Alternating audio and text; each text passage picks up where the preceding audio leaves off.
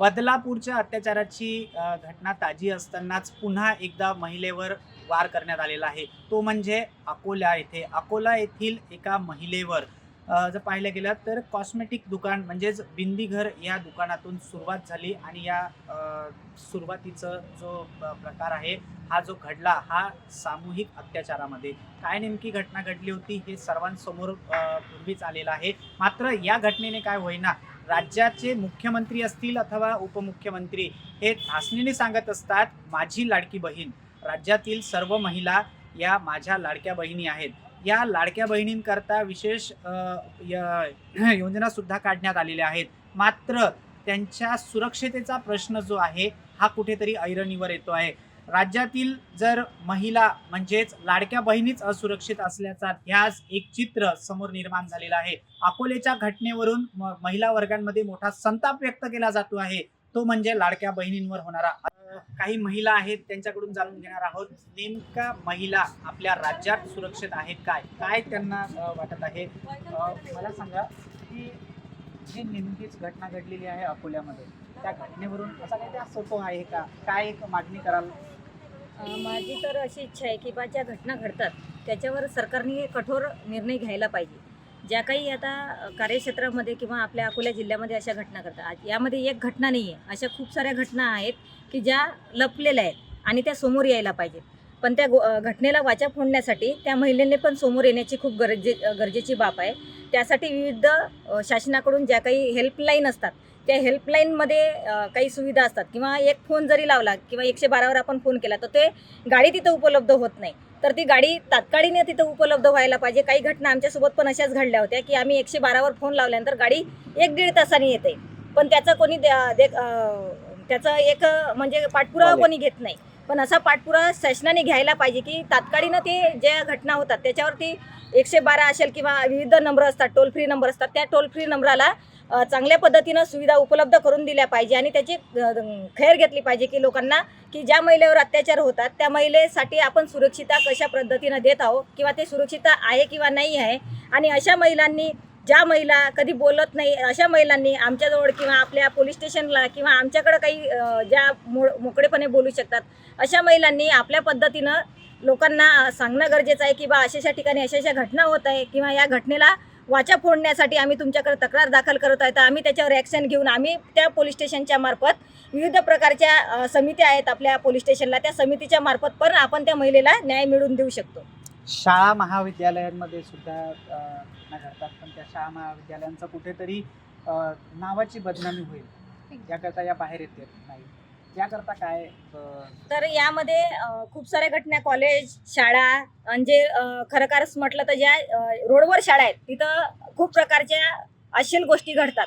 पण शाळेचं असं नेहमीप्रमाणे म्हणणं आहे की शाळेची बदनामी होईल किंवा मुलींची बदनामी होईल, त्यामुळं त्या ज्या घटना आहेत त्या शाळेपुरत्याच मर्यादित असतात, पण त्या पुढच्या भविष्यासाठी त्या मुलीच्या खूप घातक असतात. पण अशा घटना नाही व्हायला पाहिजे, त्यासाठी पोलिसांनी, शिक्षकांनी किंवा त्या शाळेच्या समितीने याचं दखल घ्यायला पाहिजे की अशा घटना नाही व्हायला पाहिजे. त्यासाठी आपण कठोर त्या लोकांवर किंवा त्या व्यक्तीवर कारवाई करायला पाहिजे. सतत त्या व्यक्तीचा किंवा त्या मुलीवर असा अन्याय नाही व्हायला पाहिजे. त्या मुलीला कुठं सुरक्षितता वाटते अशा गोष्टी त्या शाळेमध्ये पोलीस स्टेशनला व्हायला पाहिजे. जसं की आता पोलीस स्टेशनच्या मार्फत असं होते की केस एखाद्या महिलेने दाखल केली तर त्या केसचा पाठपुरावा घेतला जात नाही किंवा ते पीडित महिला असते तर त्याचा जवळपास 1-1.5 तासानंतर त्या केसची दखल घेतल्या जाते आणि ती पीडित असल्यामुळं तिला त्या पोलीस स्टेशनची चीड यायला लागते आणि ते केस तिच्या तिथंच राहते आणि ती परत निघून जाते. तर काय आम्हाला प्रशासन मदत करत नाही. अशा काही महिलांच्या सुद्धा कंप्लेंट आहेत. ज्या प्रकारे महिलांवर अत्याचार होतो आहे, आरोपीला अटकही केल्या जाते, परंतु ती जे केलेलं शिक्षा आहे ती कुठेतरी कमकुवत पडत आहे असं वाटतं का? हो, कारण की मला असं वाटतं की जे लवकर तात्काळ निर्णय घेत नाहीत त्यांनी लवकर आणि कोर्टाने लवकर निर्णय लावून त्यांच्यावर काही ना काही उपाय केला पाहिजे मला असं वाटते. कारण की कसं केस चालते 5-6 महिन्यांनी, मग तो कसा सजा होईल त्याची वाट न पाहता त्याला लवकरच त्यांना त्यांची ऑर्डर करून लवकरच त्यांना निर्णय द्यायचा असं मला असं वाटते. काय शिक्षा व्हायला पाहिजे असं वाटतं? एकतर फाशी, एकतर मग त्यांना डायरेक्ट तिथंच त्यांना शूट आणि केली. कारण की जेणेकरून त्याला फाशी दिली तर काही ना काही महिला सुरक्षित तर राहतील आणि म्हणजे जो अत्याचार करते त्याला असं वाटलं की नाही आपण अत्याचार केले नाही पाहिजे, आपल्याला कारण की मरण्याची पण भीती असते ना कोणाला कोणाला, आणि ज्याला वाटतच नाही त्याला शूटचीच ऑर्डर दिली पाहिजे, मला असं वाटते. कठोर कारवाई व्हायला पाहिजे, कायद्यामध्ये तरतुदी तशा प्रकारे व्हायला पाहिजे असं म्हणणं आहे. मला सांगा, कॉलेज असेल, महाविद्यालय असेल, यामध्ये ज्या युवती असतात, विद्यार्थिनी आहेत, यांच्याकरता काय असं ठोस पावलं उचलायला पाहिजे प्रशासनाने, पोलिसांच्या वतीने काय एक अपेक्षा आहे आपल्याला? मला असं वाटते प्रशासनाने जे कॉलेज राहते त्यामध्ये कॅमेरे वगैरे लावायला पाहिजे आणि प्रत्येक मुलींसाठी एक कोट ठेवायला पाहिजे प्रशासनाने शाळेमध्ये, आणि आपल्या प्रशासन व्यवस्थापकाने की ज्या मुलीला जी अशी घटना घडत आहे आपल्यासोबत की लैंगिक अत्याचारबद्दल, की लगेच त्या कोर्टवर तिने लगेच कॉल केला पाहिजे किंवा कोर्टानुसार दुसऱ्या समोरच्या व्यक्तीला कळवण्यात आलं पाहिजे, जेणेकरून लगेच तिची मदत होणार आणि तिच्यावर अत्याचार होणार नाही, मला असं वाटते. घटनेनंतर सर्वत्र महिलांमध्ये जो एक चित्र निर्माण झालेला आहे, एकीकडे प्रशासनाने लाडकी बहीण योजना आणायची आणि त्याच लाडक्या बहिणी कुठेतरी असुरक्षित असल्याचं चित्र असं सर्वत्र आलेलं आहे. एक विधिज्ञ महिला म्हणून आपण काय सांगाल? एक विधिज्ञ महिला म्हणून मी हेच सांगणार आहे की प्रत्येक महिलांनी आपल्यावर होणारे अत्याचार जे काही होत आहे ते त्याला न घाबरता त्यांनी आपल्यासाठी आवाज उठावे. कारण हा युग जे आहे ते रामयुग नाही आहे, हा जो युग आहे ते कलियुग युग आहे. आपल्यासाठी कोणीच समोर येणार नाही, म्हणून एक महिलांनी स्वतःहून समोर यावं की माझ्यासोबत असं घटना घडलेली आहे आणि माझ्यासोबत असं अन्याय झाला.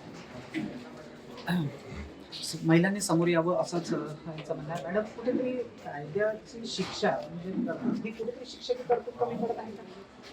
कायद्याची शिक्षा कमी नाही आहे सर, पण मला हे सांगायचं आहे की महिला ज्या आहेत त्या त्यांच्या विरुद्ध होणाऱ्या अन्यायावर आवाजच उठवत नाही. त्यांना स्वतःच्या म्हणजे कुठली महिला जर असेल तर तिला स्वतःच्या इज्जतीची भीती वाटते की माझ्यावर असं झालं, समाज काय म्हणेल, आणि समाजात जर ही गोष्ट माहिती पडली तर समाज तिच्याकडं कोणत्या दृष्टीने पाहिल. तर समाजाने हा दृष्टिकोन बदलायला पाहिजे की जर एखाद्या महिलेवर असे अत्याचार होत असेल तर समाजाने तिला सपोर्ट केला पाहिजे. आणि महिलेकरिता ज्या कायदे सुव्यवस्था आहेत तर महिलेला जर अशी भीती असेल की तिची इज्जत म्हणजे समाजात माहीत होईल जे काय तिच्यावर अन्याय झाला, अत्याचार झालेला आहे, तर त्याच्यासाठी कायद्यात ही अशी तरतूद आहे की तिच्यावर जो अन्याय झाला तो समाजात कुठंच माहीत पडणार नाही. त्याच्यात एक म्हणजे काय म्हणता येईल त्याला, सेपरेट ट्रायल आहे आणि त्याच्यात कॅमेरा इन प्रोसिडिंग सर्व प्रोसिजर होते की जे कोर्टातल्या इतर लोकांना सुद्धा तिच्यावर काय अत्याचार झालेला आहे हे माहिती होत नाही. त्याच्यामुळे महिलांनी घाबरायचं कारण नाही की तिच्यावर जो अत्याचार झाला तिने तो उघड करावा, जेणेकरून इतर महिला सतर्क होईल आणि त्यांच्या सुरक्षेची त्यांना भीती वाटणार नाही. आणि कोणी जर आवाज उठवला तर दुसरी महिला तिच्यावर असा अत्याचार जर झाला असेल तर ती नक्कीच आवाज उठवणार. म्हणून महिलांनी घाबरायचं नाही, कायदा त्यांच्या पाठीशी खंबीरपणे आहे. कायदा महिलांच्या पाठीशी आहे, घाबरता कामा नये असं म्हणणं आहे. माझ्यासोबत ज्येष्ठ विधिज्ञ आहे, त्यांच्यासोबत सुद्धा जाणून घेणार आहात. काय सांगाल सर, जी काल परवाच्या तारखेमध्ये अकोल्यातली घटना घडली त्याच्यानंतर अतिक्रमण महानगरपालिकेने काढलं, तिला न्याय मिळाला? कसं आहे, समाजामध्ये महिलांवर अत्याचार पूर्वीपासून होत आलेले आहे, त्यामध्ये कायद्यामध्ये बदल केला गेला पाहिजे अशी भावना समाजातून या अगोदर प्रखरपणे पुढे आली. त्यामुळे प्रशासनाने त्यावर एक कठोर कारवाई करून एक नवीन कायद्यामध्ये अशा तरतुदी करून आणल्या की त्यामध्ये महिलांना संरक्षण मिळावं यासाठी त्या कायद्यांमध्ये तरतुदीमध्ये कठोर अशी कारवाई केल्या जाणार असे प्रावधान त्यामध्ये आणले गेलेले आहेत. पण यामध्ये कसं होत आहे की महिला जर सुरक्षित करायच्या असतील तर सुरुवातीला आपण विचार बदलले पाहिजे. त्यासाठी एक संघटना स्थापित व्हायला पाहिजे, संस्था स्थापित व्हायला पाहिजे, ज्याचं एज्युकेशन ही लहानपणापासून मुलांना दिलं गेलं पाहिजे, जेणेकरून महिलांवर होत असलेल्या अत्याचारामध्ये कुठेतरी कमी येईल. संस्काराचा विषय महत्त्वाचा घेतला, मुळातूनच शिक्षणापासून सुरुवात व्हायला पाहिजे. सर, मला सांगा, जी ही घटना घडलेली आहे, बदलापूरची घटना घडली, बदलापूरच्या घटनेनंतर एन्काउंटर झाला म्हणून तो केस दबली किंवा त्याला न्याय, त्या महिलेला न्याय मिळाला असं झालं. तेव्हा मला असं वाटते की ज्यावेळेस असे महिलांवर अत्याचार होतात, त्यांच्यावर रेप होते, विनयभंग होते, तर अशा केसेसमध्ये आपल्या गृह विभागाने पोलिसांना असे निर्देश द्यायला पाहिजे की अशा केसेसमध्ये एकदम फास्ट प्रोसिडिंग चालू करायला पाहिजे आणि विदिन लिमिटेशन ती चार्जशीट कोर्टामध्ये दाखल करायला पाहिजे. आणि कोर्टाने सुद्धा अशा प्रकारचे महिलांविषयी अत्याचाराविषयी जे केसेस असतात त्या फास्ट ट्रॅकवर चालवून ताबडतोब निकाल जर दिला त्याच्यामध्ये तर महिलांमध्ये एक जागृती निर्माण होईल आणि तिची भीती संपुष्टात येईल. आधी बदलापूर, नंतर वर्धा जिल्ह्यातील आणि आता अकोला यानंतरही लाडक्या बहीण असुरक्षित असल्याचा ध्यास होत आहे. प्रशासनाच्या वतीने जर बघितलं गेलं तर लाडकी बहीण योजना तर राबवली जाते, परंतु ही लाडकी बहीण कुठेतरी असुरक्षित आहे का असा ध्यास, असं चित्र अकोलेकरांमध्ये पडलेलं आहे. Pratik Kurekar, top news Marathi, Akola. तुमची car, electric panel, data server आगीपासून सुरक्षित आहे का? नाही? मग आजच बसवा F protect temperature activated fire suppression device. यामध्ये आहे eco friendly non toxic pressurised liquid, जे आग लागल्यास क्षणार्धात ऍक्टिव्हेट होऊन आगीवरती मिळवते नियंत्रण. बसवण्यास अतिशय सोपे आणि सुटसुटीत टेकालिपचे एक दर्जेदार उत्पादन एफ प्रोटेक्ट.